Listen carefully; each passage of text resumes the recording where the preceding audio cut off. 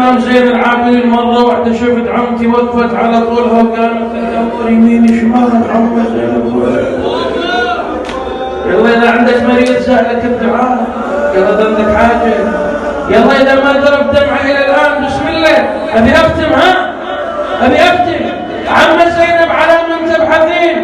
عيالك هني مدفونين، هذا حسينك الأعزة كلهم دور مدارج. وين رايحة زينب؟ يا ليتنا رايحة العباس أشوف يكب على ذنوب ذا شفوف. أنا رايحة العباس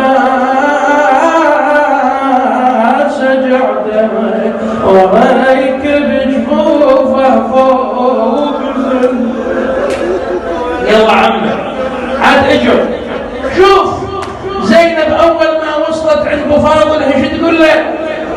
تقول له اخويا شنه نومتك واحنا نسبينا وعدوان